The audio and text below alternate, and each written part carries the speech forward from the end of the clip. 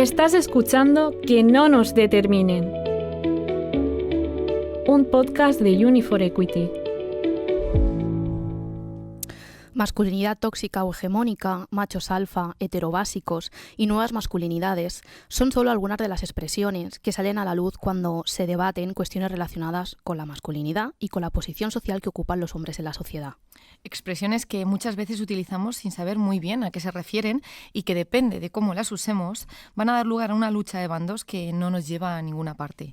Porque lo que ahora se necesita al lado de esta revolución feminista es una revolución masculina. Bienvenidas a todos y todas al nuevo episodio de Que no nos determinen. Simone de Beauvoir decía que no se nace mujer, se llega a serlo, y esta frase es la que nos ha dado el pie para que dediquemos el programa de hoy a cómo se aprende a ser hombre. Pero antes de que comencemos, porque ya veo yo que esto va a ser como abrir la caja de Pandora, recordaros que nos podéis seguir en nuestra cuenta de Instagram @quenonosdeterminen y escuchar todos los episodios en Spotify, eBooks y el canal de YouTube de la UA. Bueno, y además tenemos un hashtag aprendiendo a ser hombres para que nos podáis seguir también y dejar comentarios en Instagram, que hoy te me has adelantado y digo, bueno, por lo menos que diga la verdad esto. es que sí, pero ahora yo creo que sí que podemos comenzar. Eso es, y como siempre lo hacemos con una aproximación al concepto o a los conceptos clave. En este caso vamos a escuchar unos primeros apuntes, unos primeros datos que nos explican cómo funciona el proceso de socialización y su relación con el género. Más conciencia. Unos cuantos apuntes para tener más conciencia sobre el tema de hoy. ¿Habéis oído hablar alguna vez de la socialización? Pues la socialización es el proceso mediante el cual las personas aprenden una serie de normas, valores, creencias y comportamientos que son considerados apropiados y necesarios para participar en una determinada sociedad y cultura. Este proceso comienza desde que nacemos y continúa a lo largo de nuestra vida, aunque tiene mayor fuerza durante la infancia y la adolescencia. Durante nuestra socialización interviene la familia, la escuela, las amistades, los medios de comunicación y, en definitiva, la comunidad en general. Resulta que, como parte de este proceso, está la socialización de género. Sí, la cosa no es sencilla, y puede que te preguntes, ¿en qué consiste esa socialización de género? Pues es la internalización y adopción de normas y expectativas asociadas con el género asignado, ya sea masculino o femenino, a partir de una lógica genital. Esto puede incluir roles en el hogar, en el trabajo, en las relaciones interpersonales, expresiones de emociones, preferencias de actividades e intereses, entre otros aspectos. ¿Y qué implicaciones tiene? Pues que las mismas personas también aprenden a cómo comportarse, interactuar y percibirse a sí mismas y a las demás en función de estas normas. De hecho, algunos estudios indican que a los 5 años de edad, tanto niños como niñas ya tienen interiorizada la distinción entre lo que se considera masculino y femenino. La socialización es diferente para niños y niñas. La sociedad pone un constante examen de masculinidad a los niños frente a otros niños, donde la aprobación se basa en distanciarse lo más posible de todo lo asociado con las niñas y lo femenino. Por lo tanto, los niños que presentan comportamientos o intereses asociados con las niñas y lo femenino corren el riesgo de estar estigmatizados a través de burlas y rechazo, lo que conduce a una incorporación temprana de actitudes sexistas y homófobas como elementos centrales de la masculinidad. Esto tiene consecuencias negativas para las niñas, quienes son menospreciadas y desvalorizadas desde pequeñas. En resumen, la socialización de género debe ser objeto de reflexión y cambio, ya que nos permite entender cómo se construyen y mantienen muchas de las desigualdades y violencias que persisten en nuestra sociedad, y es una de las puertas a abrir cuando lo que queremos es aproximarnos a una sociedad más justa y equitativa.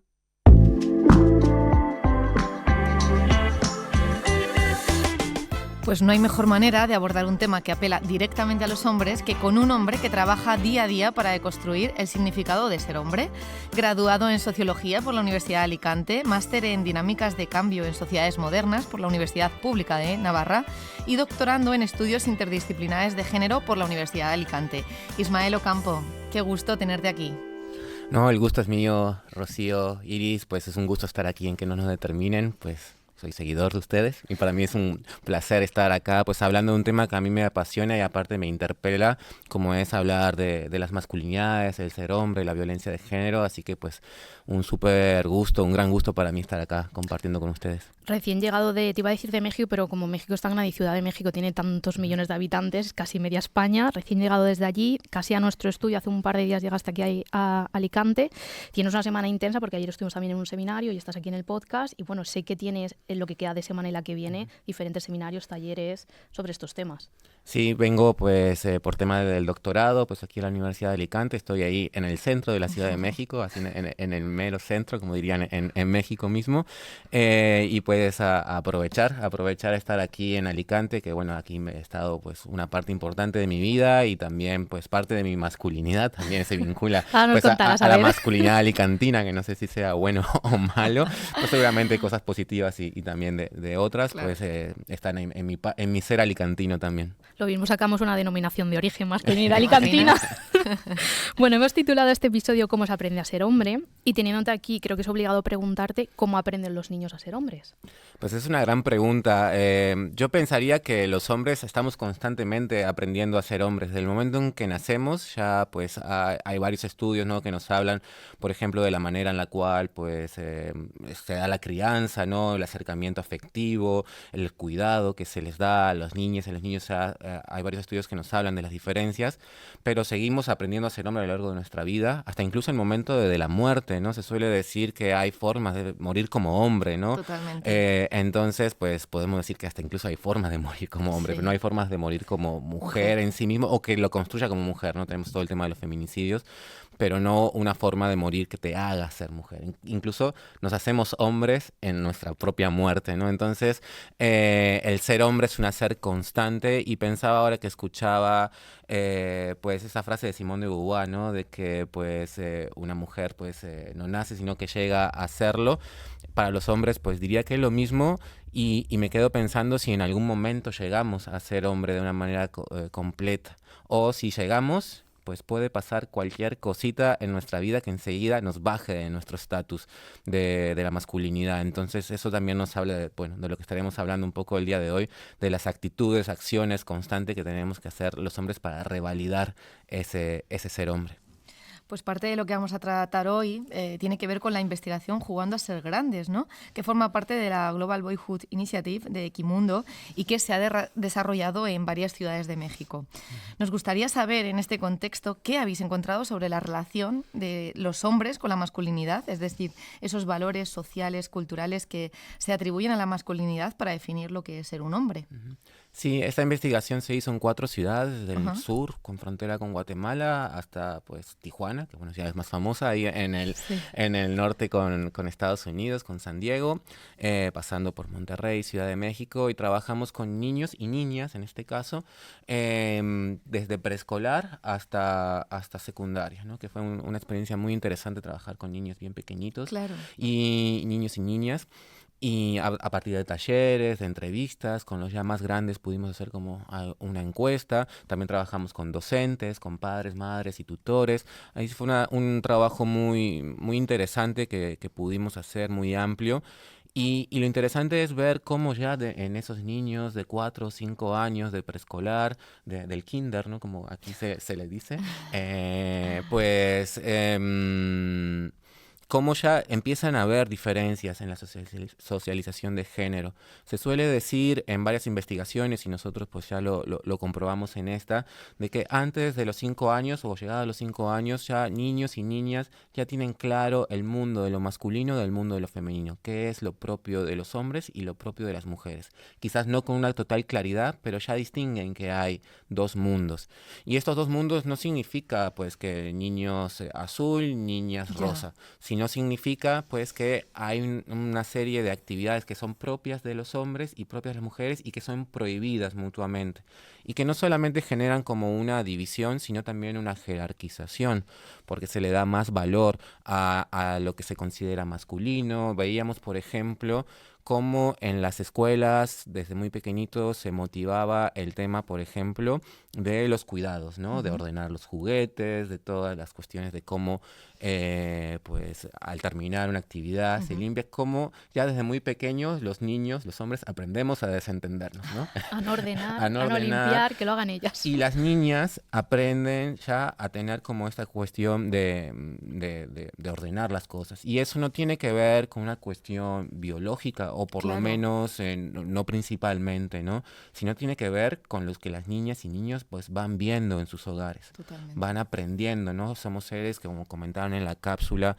de iniciación, pues vamos aprendiendo a partir de lo que vamos observando en nuestros espacios, y somos seres que reproducimos lo que vemos. Entonces ya desde esa pequeña edad vemos esos detalles, también otros trabajos que se han hecho mucho aquí en España, ¿no? Del tema del uso de los patios escolares. Exacto, donde juegan los No, niños, el territorio que ocupan en Cataluña, creo que fue el último informe, ¿no? En las áreas del patio, cómo las zonas centrales están ocupadas por niños, porque están las pistas de fútbol, de baloncesto y tal, y los laterales es donde juegan las extremos, niñas. sí. Las niñas, sí, y eso pues nos va marcando diferencias, ¿no? Muchas veces pensamos, pues son cosas de niños y de niñas, son juegos, pero va marcando la forma en la cual los hombres entendemos que el territorio es nuestro, ¿no? Claro. Está esto que no sé si, creo que aquí, bueno, aquí también, ¿no? El tema del mansplaining, que es los hombres que se sientan en el transporte público con las piernas abiertas. abiertísimas, así ocupando. Aprendemos a ocupar el espacio, ¿no? A apoderarnos del espacio, a sentir que es nuestra propiedad, y por contraparte, las mujeres aprenden a que el espacio es de los hombres. Y eso trae un montón de efectos, ¿no? Luego en la vida diaria. Y estos ejemplos son como quizás como muy sencillos o muy banales, pero van generando, determinando toda una forma en la cual vemos el mundo, ¿no? Hay una mirada masculina de ver el mundo que entendemos que nos pertenece. ¿Y cómo es esa evolución desde la infancia, esos 3-5 años donde ya aprendes a separar los roles de género, qué es hombre, qué es ser mujer, cuando van creciendo, cuando llegan a una etapa adolescente, que sabemos que las hormonas están revolucionadas y que a lo mejor somos más conflictivos de lo que vamos a ser en la etapa adulta? ¿Cómo son esas diferencias o cómo ha ido esa evolución de adquirir la masculinidad desde la infancia hasta la adolescencia? En la adolescencia hay un punto muy sumamente importante. Algo que encontramos en la investigación es que en preescolar y en primaria, niños trabajamos, por ejemplo, mucho el tema del manejo de emociones, el tema de cómo se relacionan con el cuidado, como comenté antes, o el tema de la violencia. Y en la infancia primaria y secundaria, pues preescolar y primaria, pues las diferencias entre niños y niñas no son tan evidentes, ¿no? Sí hay que mirar con mucho ojo, ¿no? Como comentaba antes, pero van por el mismo camino, ¿no? Incluso pues hacen muchas actividades en conjunto todavía, ¿no? Y en la parte, por ejemplo, de las emociones, los niños todavía tienen como muchas facilidades o para poder como expresar abiertamente muchas emociones. Llega la etapa de la adolescencia y ahí hay un quiebre, sobre todo en la parte de secundaria, ¿no? Cuando entran en la secundaria, ahí hay un quiebre importante en nuestra investigación y que se relaciona con algo que aquí en España se viene trabajando mucho, ¿no? Que es todo el tema pues del conservadurismo, ¿no? De los chicos, las perspectivas antifeministas, las vinculaciones con colectivos o grupos o políticos de extrema derecha que se han dado principalmente pues en España y en el contexto europeo, pero también en Sudamérica. En México pues la situación política es un tanto diferente, pero vamos viendo cómo el mundo de las chicas y de los chicos se va apartando. Ya no hacen las mismas actividades en conjunto. El mundo de los chicos empieza a ser como de los chicos y el de las chicas, y eso va fomentando a que las chicas vayan teniendo perspectivas más igualitarias, más abiertas ante los temas de género que exploramos que los chicos. Explorábamos también estas cuestiones de perspectivas sobre la igualdad en las infancias, y no encontrábamos grandes diferencias. Más o menos niñas y niños tenían como una reproducción de lo que veían en sus hogares. Cuando llega la adolescencia sucede algo muy, muy interesante, y es que las niñas o ya las adolescentes empiezan a tener cada vez posturas más igualitarias.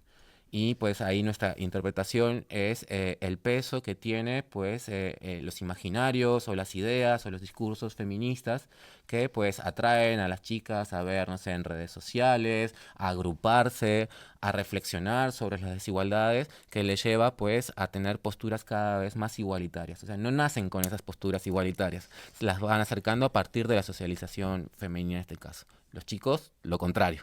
Los chicos se vuelven más conservadores, ¿no? Hay un conservadurismo muy grande en cuanto a los roles de género. Pareciera que muchas veces pensamos que son cosas del siglo pasado, pero no, son cosas del siglo XX, de los hombres del siglo XXI. Y eso es algo que los distintos observatorios que se han hecho aquí en España también van dando cuenta. Entonces nos están hablando de determinados procesos globales que pues están llevando a los hombres a un estado que muchos nombramos como de cierta desorientación ante una serie de cambios que tienen que ver con las relaciones de género, con el auge del movimiento feminista y los movimientos de la disidencia sexogenérica, pero también los cambios en los modelos económicos, el tema de la precarización, el tema medioambiental, toda una serie de contextos que pues las chicas y los colectivos de la disidencia parecen encontrar como espacios de conexión y que les lleva a la reflexión, y los chicos andamos ahí un poco más perdidos. Un poco más perdidos. Bueno, esta respuesta yo creo que nos hace plantearnos lo profundo que es el tema, ¿no? Porque podemos estar hablando de cómo estamos determinando muchos ámbitos a la vez. Pero ¿cómo pueden impactar estas creencias en la vida personal, familiar y comunitaria de los hombres? Pues afectan totalmente, ¿no? Pues el género, no solamente somos género, pero el género sí es algo muy importante de nuestro ser, de nuestra identidad. Entonces, pues esta construcción de una masculinidad como muy basada en normativas como muy tradicionales, más allá de que aparecen discursos que a veces se mencionan como nuevas masculinidades, aunque yo no estoy muy a favor de ese concepto. Luego te preguntaremos esa deconstrucción, esas nuevas masculinidades, que también nos lleva un poco a muchas veces no entender o no saber cómo denominarlas. Sí. Luego, creo que luego después de trabajo de campo sí que hay algo sobre ello. Sí, cómo nos vamos acercando. Muchos hombres pues tenemos como la intención de transformar nuestra masculinidad por una cuestión ética de nuestras compañeras, amigas, las mujeres en general, aunque no las conozcamos, pero también de determinados efectos sobre nuestra propia vida, ¿no? Nuestra propia salud emocional, física, mental. Los caminos que encontramos para ello a veces no son tan claros, pero vamos ahí, buscando, ¿no? Pero la parte como normativa de estos valores, sobre todo de una masculinidad que se tiene que vincular a diferenciarse de lo femenino y que se tiene que vincular al hecho de ser importante. Aquí en España tenemos a uno de los principales y pioneros investigadores, pensadores del tema de masculinidades, que es Josep Vicent Marqués, que era pues aquí valenciano, y que muy pionero incluso a nivel del ámbito anglosajón, ¿no? Ya pues a finales de la década de los 70 andaba pensando estos temas. Y él hablaba de que uno de los elementos centrales de la construcción de la masculinidad es el tema del ser importante. Y a mí una frase que lo leí cuando estaba haciendo mi trabajo de fin de grado, mi TFG, y me impactó, pero me impactó en lo personal, ¿no? No solamente pues para la parte académica, sino también a mi propia reflexión sobre mi masculinidad. Y es que los hombres, cuando nacemos y vemos el mundo, vemos que es un mundo pues donde los hombres son los importantes, ¿no? Las estrellas de fútbol, de la televisión son hombres, los presidentes son hombres, ¿no? Los negocios. Incluso si nos vamos al ámbito religioso, pues también ahí están los hombres, ¿no? Todas las esferas de poder. Entonces decimos, wow, qué guay, ¿no? Pues yo soy hombre, soy parte de ese grupo de los importantes. Pero trae una contraparte. Esto que a mí me impactó mucho en ese momento, ¿no? Ya hace como casi 10 años de esto. Sí, 10 años ya. Como pasa el tiempo. Y es que como yo interpreto que los hombres son importantes, yo para ser hombre tengo que ser importante. Entonces se genera un círculo vicioso en el cual yo me siento importante como ser hombre, pero para poder ser hombre tengo que ser importante de alguna manera. Entonces, ahí entran muchas de estas prácticas que luego los hombres podemos generar en tanto pues de desigualdad, de no cuidado de nuestra salud, de violencias, que se van mezclando con esta cuestión de negar el mundo de lo femenino, el mundo pues que se vincula al tema de los cuidados, el tema de los afectos y las emociones, ¿no? Que cuando hablamos del mundo de lo femenino no es que hablamos de las mujeres en sí, sino de ideas del mundo de lo femenino, ¿no?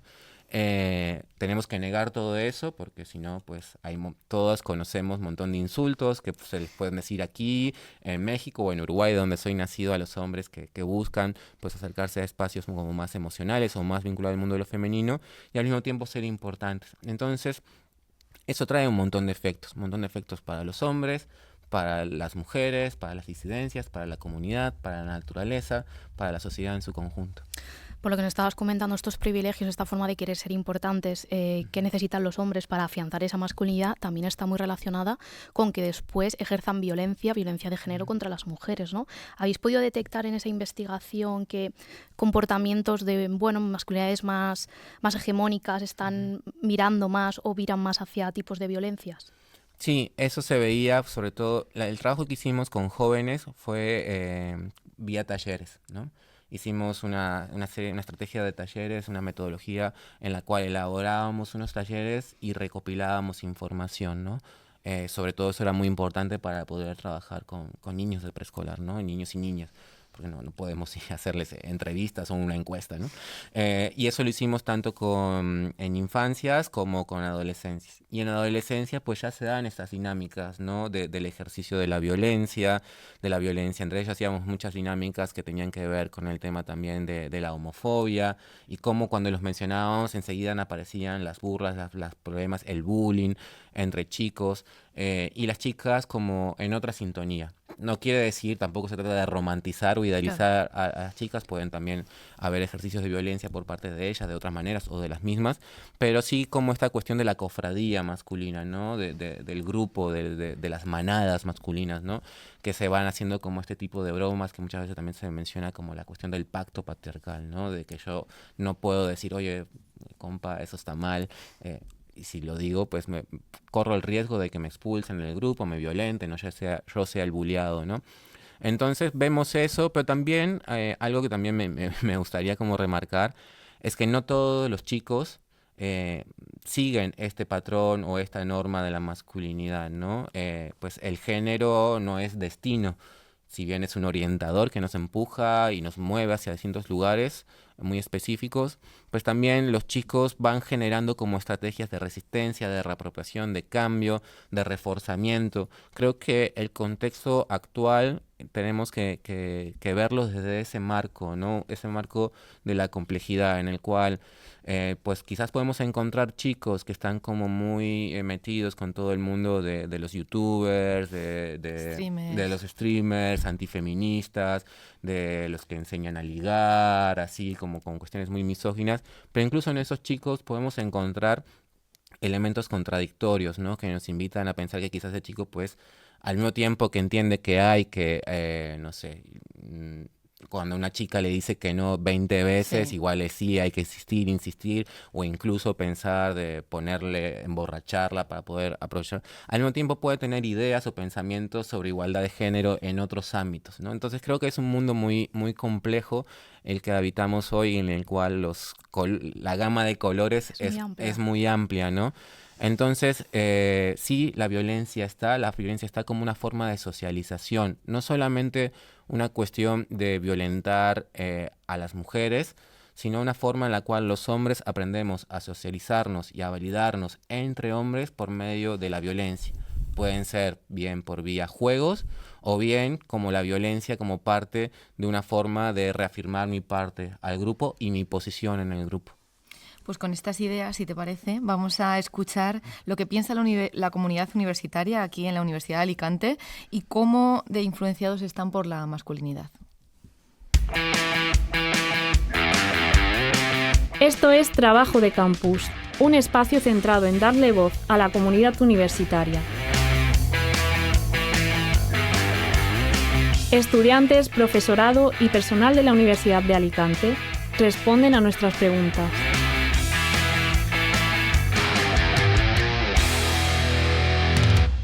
¿Y qué creéis que significa ser hombre en 2024? A ver, no solo en 2024, pero creo que siempre van a ser una posición de privilegio en la sociedad. Siempre van a tener una ventaja respecto a las mujeres. Uh-huh. ¿Alguna cosa más que añadir? También los hombres, por culpa de la gente machirulos, estos que van gritándote cosas y todo eso, al final la sociedad dice que todos los hombres son iguales y pues manchan un poco a los buenos. Principalmente ser una persona ambiciosa, con muchas metas, sinceramente, y pues ser un hombre, pues ser uno mismo, sin más, expresarse, cuidar de la familia, sobre todo, eso es muy importante, y tener trabajo, tener cosas que hacer, estar ocupado todo el día, básicamente. Para mí sería eso. Sí, igualmente, intentar ayudar también, ser responsable en ámbitos familiares en todo, no solo con el trabajo, que antes era como que solo pensabas en trabajar y trabajar y ya otras personas se encargaban de tu familia, y pues yo creo que hoy en día no es así, que tienes que ser responsable también con tu familia. Pues puede ser inspirar a otros hombres también y ayudarse entre todos. No sé si tiene que ver con privilegios y tal, pero yo creo que en cuanto a leyes y tal, creo que últimamente se está igualando justo un poco. En plan, ser un hombre también tiene sus partes difíciles también, porque está ese cliché de no expresar sus sentimientos y todo eso. Pero... ¿Y cómo llamamos a eso? Masculinidad tóxica. Muy bien, eso es. Pero bueno, yo creo que poco a poco eso se está consiguiendo romper y más chavales se animan a... Sí, yo creo que cada vez hay menos masculinidad tóxica, ¿no? Vale, ¿y el concepto de masculinidad tóxica, cómo lo definiríais? ¿Qué os viene a la mente? Hombre, pues un hombre celoso, que no le deja hacer muchas cosas a su novia, no pueden llorar, muy duros y todo eso, básicamente. Sí. Sí, igual, una persona que quiere tener todo bajo sus manos, todo controlado, y yo por mi parte no lo veo bien así. Yo tampoco. Todo debe ser comunicación entre las dos partes. ¿Y qué referente de hombre tenéis? Pues yo un poco igual, ambicioso, más o menos pues... A ver, así como topicazo, pues Michael Jordan, Cristiano Ronaldo, pero claramente no es lo mismo, son deportistas. Pero empresarios, pues tener expectativas altas, básicamente, y ya luego a ver qué sale, cómo es cada uno. Sí, igual, en tema de dinero, eso, alguien ambicioso. Y, por ejemplo, yo a mi padre le he visto mucho que ha estado muy implicado en la familia, que nos ha cuidado mucho, y eso pues yo quiero también, cuando yo tenga mi familia, ser igual. Michael Phelps. Y el mío, Messi. Por sus logros y su ambición. Pues para mí serían mis hermanos, pues porque siempre me ayudan con todo y me ayudan a ser buena persona y sobre todo con el resto también. Para mí sería mi padre, porque me ha educado desde la humildad y con eso consigo ser un buen hombre en 2024. Genial. Para mí, pues igual que ellos dos, pero los dos, mis hermanos y mi papá, porque... Yo creo que mi papá ha hecho un muy buen trabajo y me ha educado muy bien y es una persona trabajadora y a la que puedo mirar para reflejarme ahí. Muy bien, chicos, muchas gracias.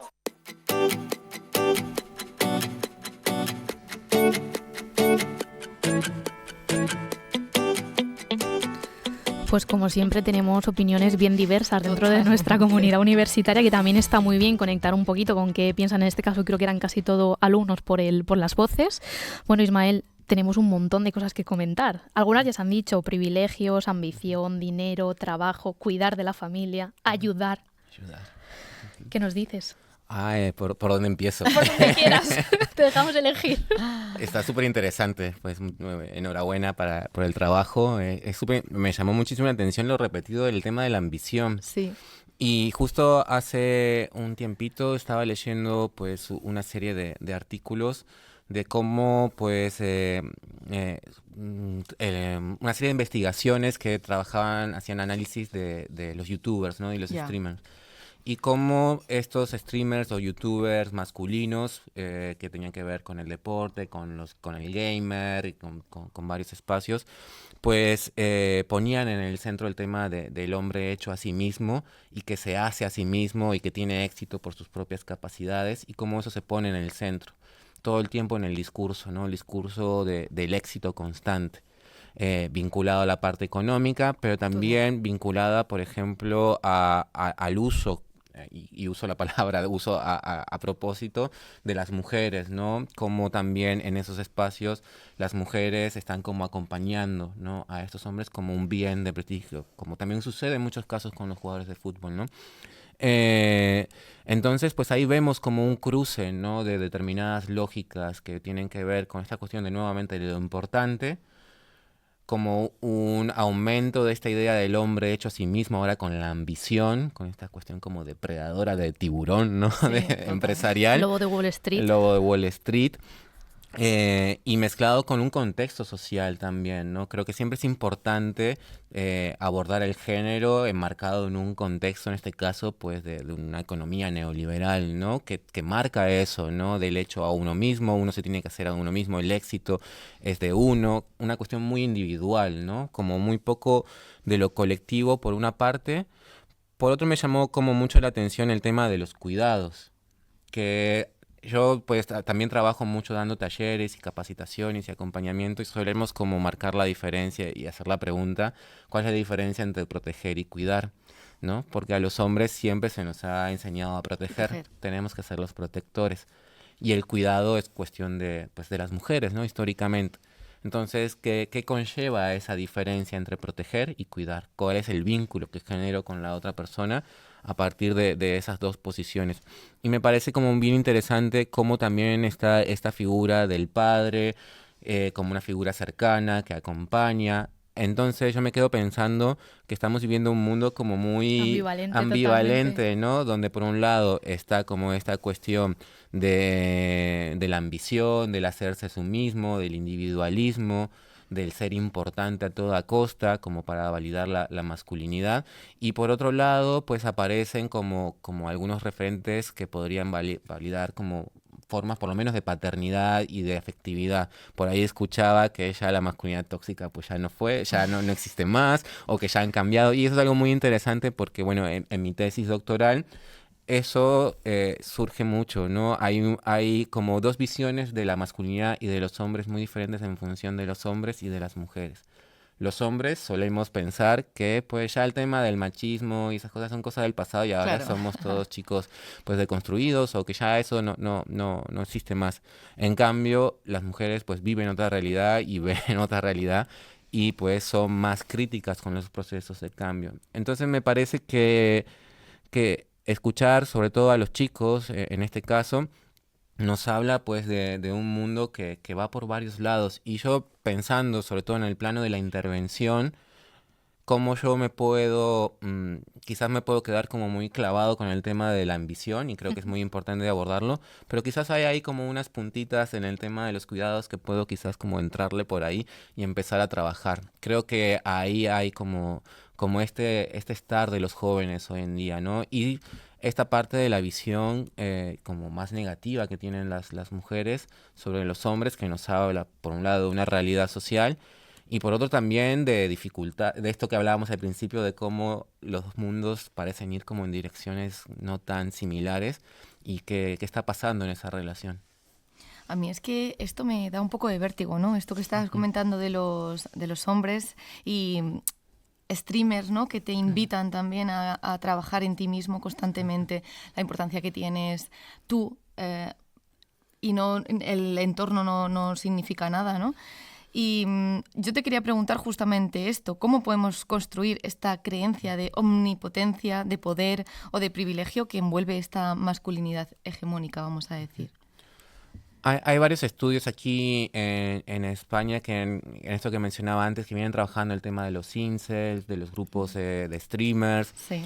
Y algo muy interesante que han ido mencionando en los últimos años, que le dan vuelta un poco a la manera de ver esta situación o esta problemática, es ver cómo estos espacios funcionan como un espacio de acompañamiento emocional para muchos chicos, ¿no? Incluso pues cuando vemos jóvenes o youtubers que pues están enseñando a que tenemos que hacer burpees todo el tiempo o ejercicio y ya está. Sin salto, por favor, los burpees. Sin salto, si no, sí. milurista. Sí, ¿no? Y aparte pues las rodillas, yo ya no entro ya no más, yo ¿no? no entro dentro de eso.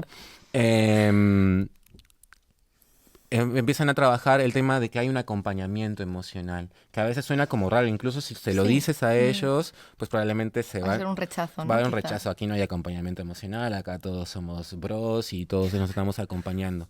Y sin embargo, pues en esos trabajos que han trabajado más en profundidad, que ha podido hacer trabajos de investigación, con grupos focales, con entrevistas, se encuentra esto, ¿no? De que pues tenemos muchos chicos que pues en este momento de desorientación que tiene que ver tanto con el género, pero también con un contexto social que pues...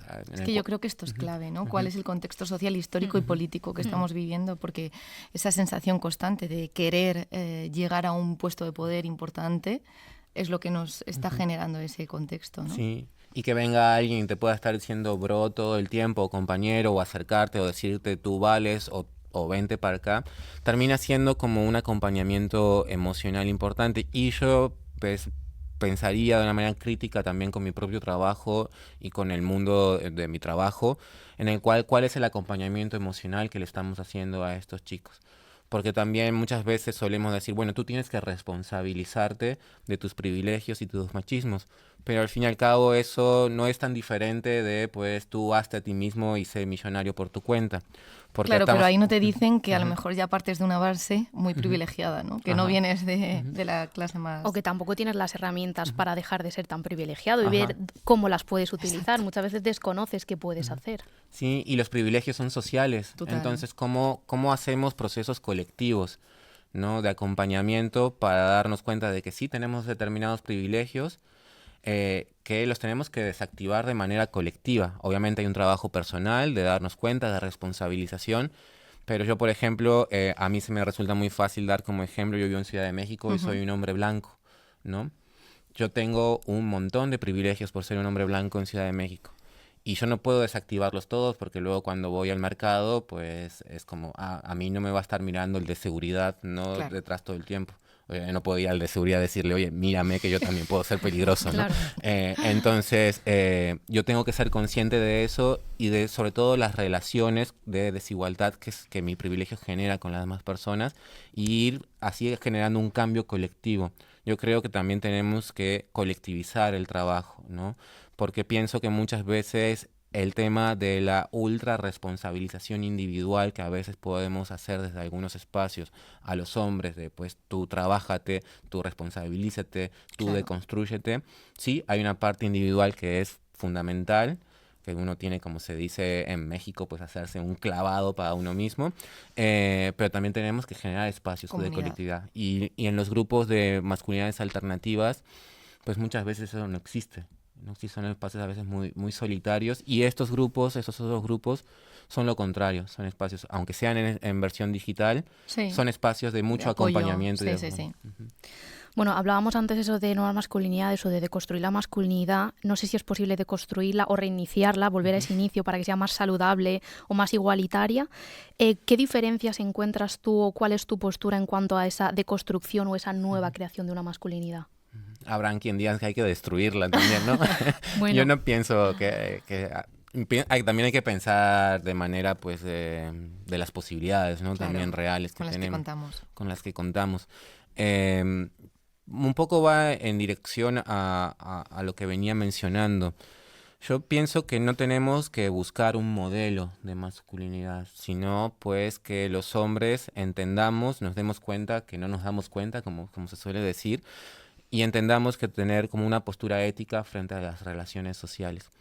Y en ese estar de las posturas éticas, de pues entender que tenemos que tener una cuestión de cuidado, de relaciones de cuidado con las otras personas que nos van a llevar a pues un menos ejercicio de la violencia o una mayor capacidad de resolución de los conflictos que no terminen escalando a situaciones de abuso, el tema de dar cuenta de las desigualdades sociales.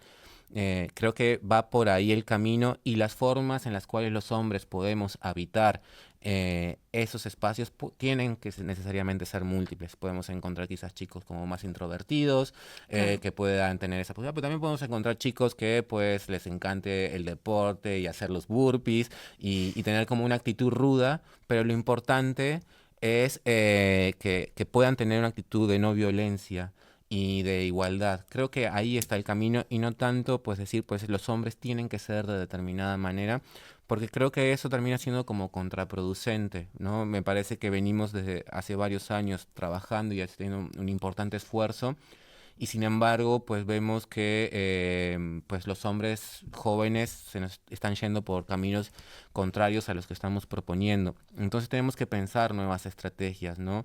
Entender que las posibilidades de ser hombre tienen que ser múltiples, porque eso es también la riqueza, ¿no? de la vida humana.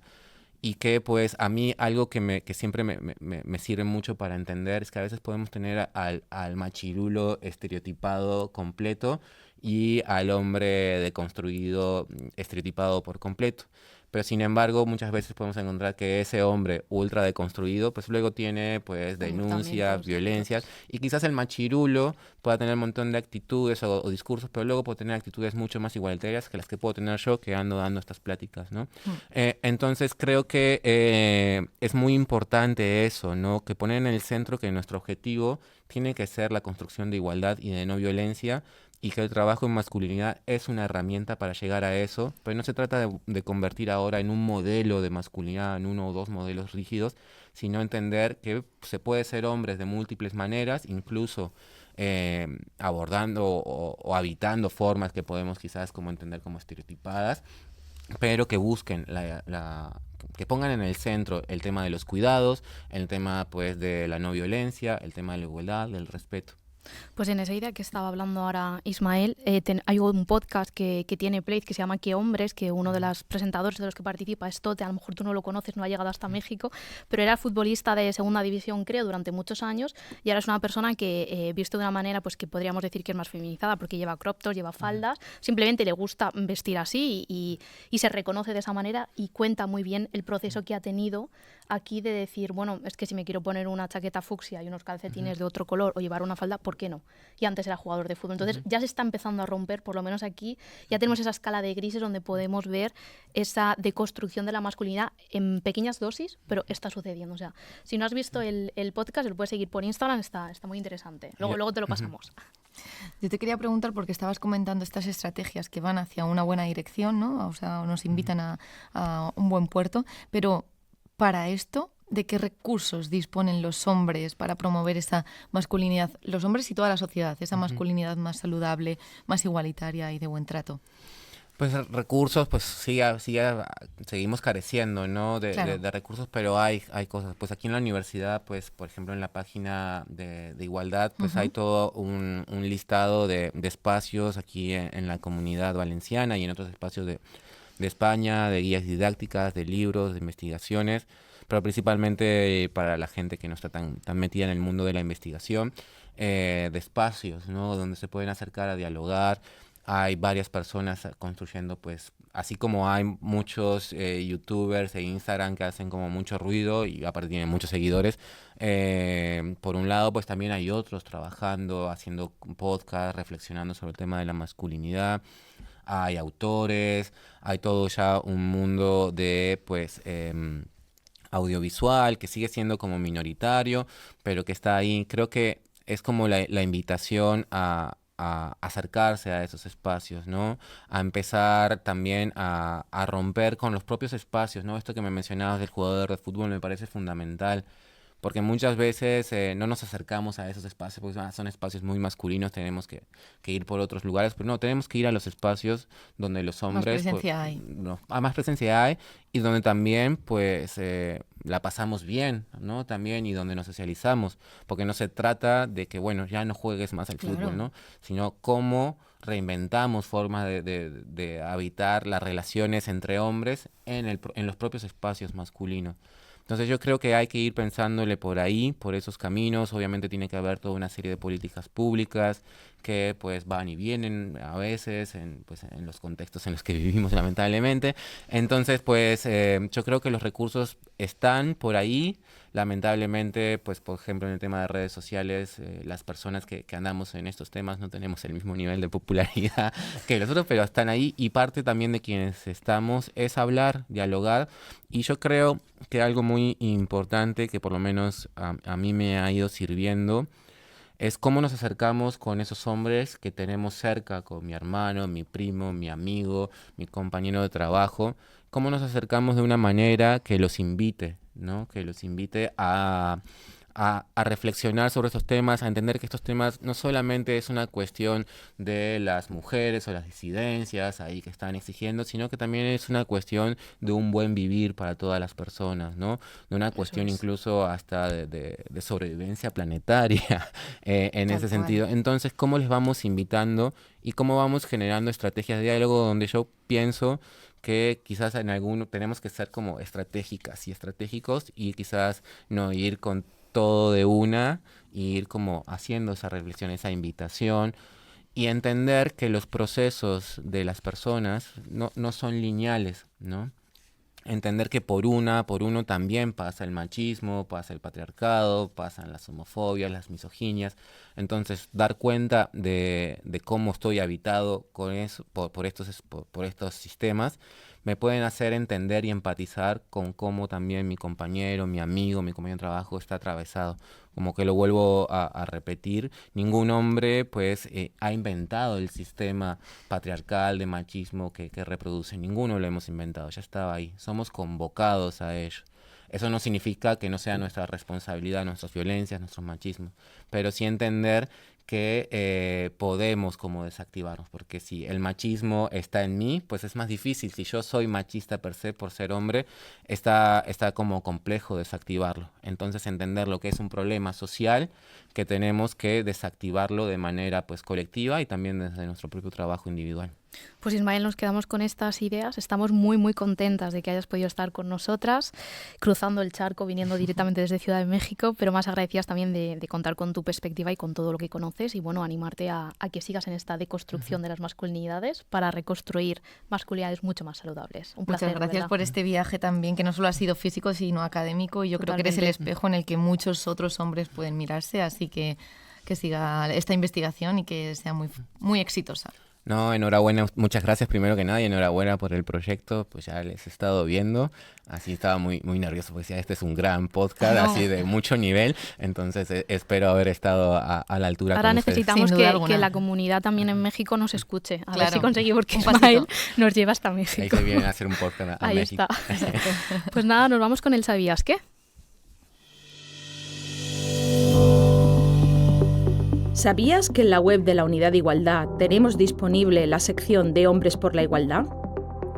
En esta sección puedes acceder a informes y otras referencias clave, contacto con asociaciones y profesionales del ámbito de las masculinidades y la cultura de la no violencia, recursos didácticos aplicables en diferentes niveles educativos, incluida la universidad, y audiovisuales, que incluyen vídeos educativos sobre masculinidad, relaciones interpersonales saludables, consentimiento en las relaciones sexuales, entre otros. Las referencias incluidas en la web contienen los primeros artículos realizados sobre el concepto de masculinidad y una descripción de los principales contenidos de estos y de los informes para que puedas valorar si es de tu interés. Esta sección ha sido distribuida entre las organizaciones relacionadas con el tema con la finalidad de seguir actualizándola e integrando más aportaciones.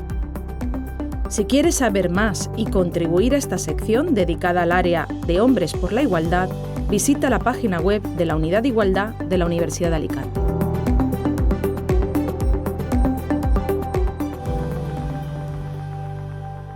Pues mira, Iris, te voy a contar una anécdota. Venga. Preparando el programa me encontré en casa con un libro que se llama El hombre que no deberíamos ser, de Octavio Salazar, y repasando un poco, había una frase que decía que estamos preparados, y yo creo que es así, para un futuro en el que hombres y mujeres construyamos una sociedad en la que ellos dejen de ser los poderosos o los privilegiados y nosotras las subordinadas. O sea, yo creo que llega el momento. Con lo que nos estaba contando también Ismael, llega el momento. Esto no quita el peso a la recomendación que nos va a hacer ahora después nuestra compañera Vanessa, pero creo que bueno, es un aporte interesante. Un libro muy curioso, muy cortito, tiene muy poquitas páginas, pero yo creo que si alguien le echa un vistazo va a poder sacar muchas ideas. Pues muchas gracias por esta recomendación también, Rocío. Hoy doble y yo creo que es muy interesante, ¿no? También para ir haciendo uso de estos espacios. Vamos a darle paso también a Vanessa, que yo creo que que se ha preparado una recomendación también muy interesante y como siempre yo creo que no nos va a defraudar. Rincón Cultural, una sección que tiene muchas historias que contar.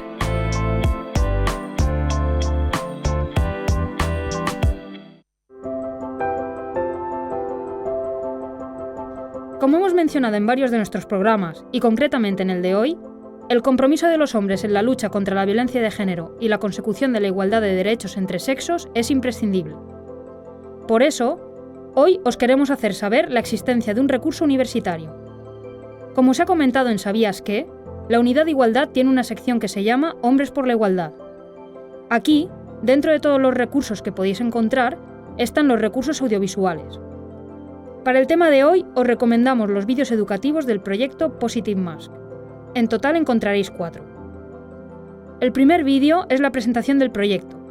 Los siguientes vídeos describen casos donde se promulgan formas comunes de violencia de hombres contra mujeres. El propósito es utilizar estos casos para discusiones individuales y o grupales para generar conciencia sobre estos temas. Son vídeos cortos que ayudan a entender de forma sencilla sobre qué trata el consentimiento, cómo deconstruir la masculinidad hegemónica o a detectar situaciones de violencia contra la mujer. Estos vídeos también pueden ser utilizados profesionalmente porque son muy didácticos. ¿Estáis preparados para ayudarnos a construir una sociedad igualitaria?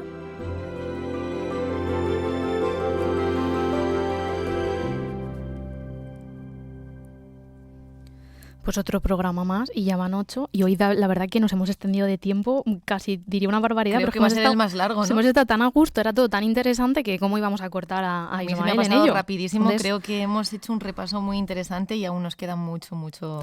Así que no nos alargamos más, nos despedimos, nos vemos la próxima semana o dentro de 15 días. Para los 2 últimos programas Eso que es. nos van a quedar. Eso es, nos vemos. Hasta luego.